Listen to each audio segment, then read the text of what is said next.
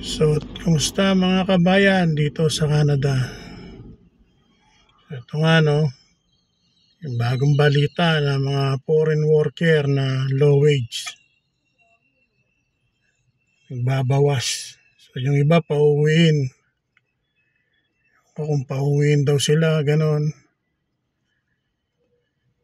So, kalat na yan ng mga yung mga vlogger na vlog nila na magbabawas ng temporary foreign worker. So, kawawa naman yung iba hindi pa na-PPR. So, yung iba hindi pa na-PPR umutang na ng sasakyan. Temporary worker pa lang.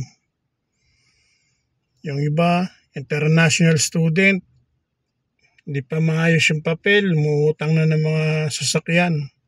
Wala namang problema doon, sila naman nagbabayad.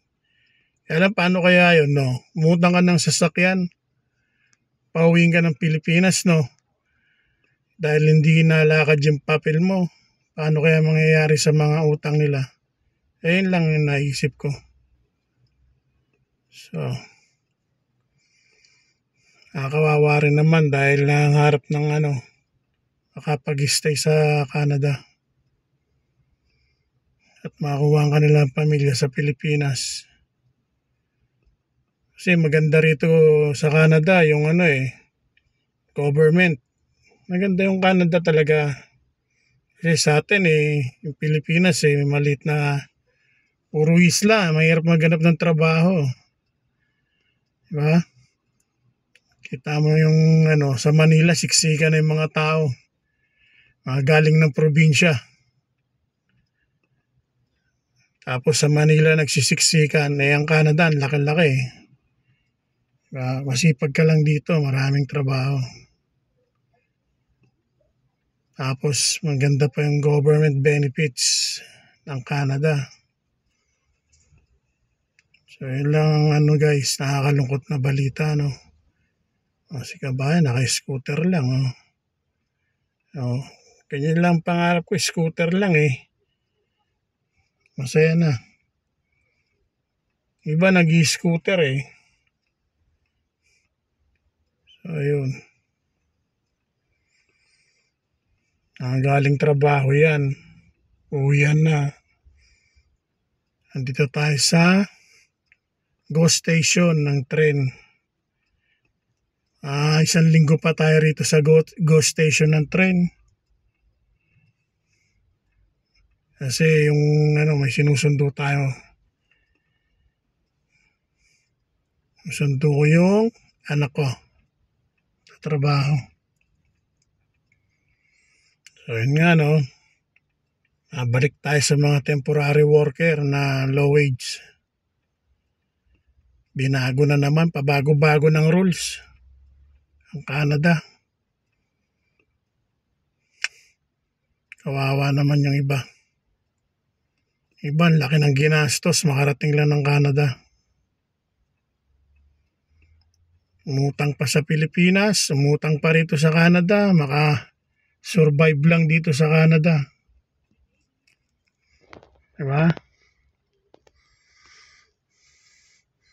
Yung iba naman, nagdo-dual citizen, umuwi ng Pilipinas din dahil mahirap din daw. Ngayon ko, baliktad din Ba talaga kanya-kanyang diskarte sa buhay ng tao yan? Mahirap ang cost of living rito, mahal ang mga rent, mahal ang mga upa. So yan. Ayan, magbabayad sila ron Tatap mo lang yung ganyan pamasahe rito 1 pair na yan, kasama na yung TTC.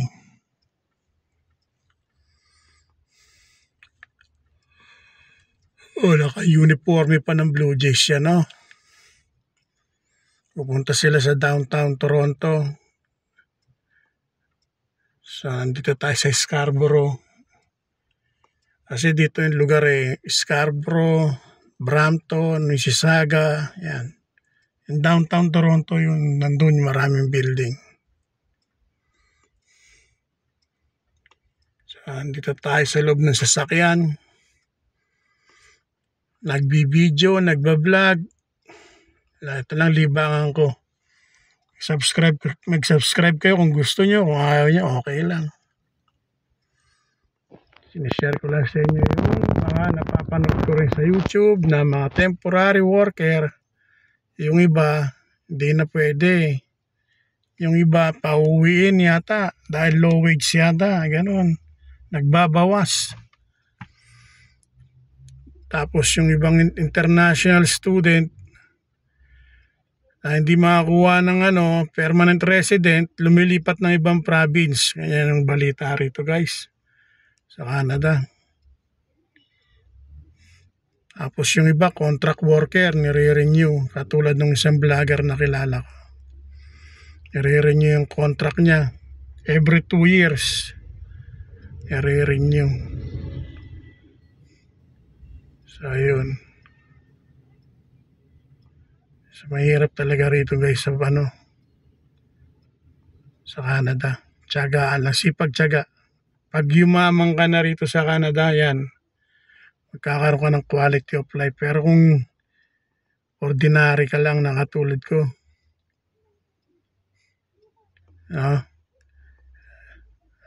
ordinary ka lang, hindi ka naman mayaman dito sa Canada, makakautang ka ng credit card sa credit card mo, makakautang ka, kulang sweldo mo. So ganun guys ang labanan dito. Sabi nga nila depende sa lifestyle mo, kung magastos ka, ganun.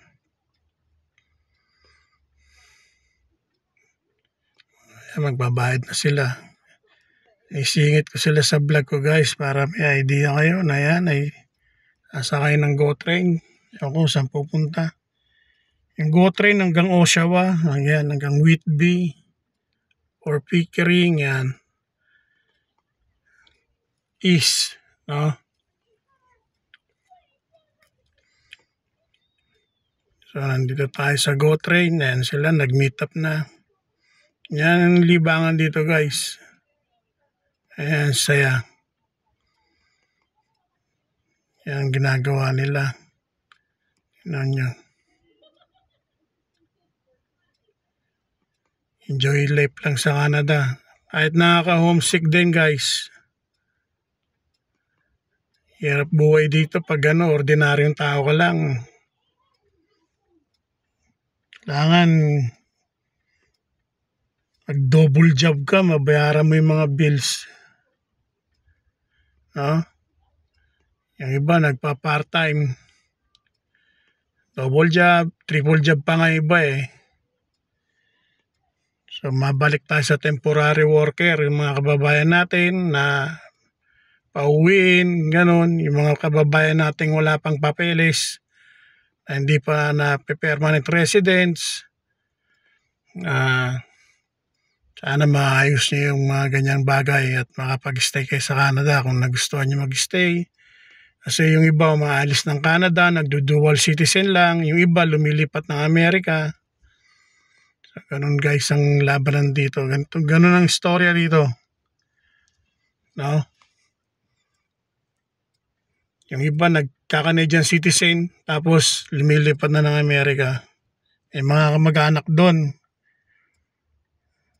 Yung ibang nurse na Filipino nurse dito sa Canada na sa ibang province, nasa liblib na lugar, New Brunswick, Nova Scotia, nagka-Canadian citizen lang, lumilipat na ng Toronto or Amerika kung saan crowded. Parang probinsya sa Pilipinas, mga Bisaya lumuluwas na Maynila.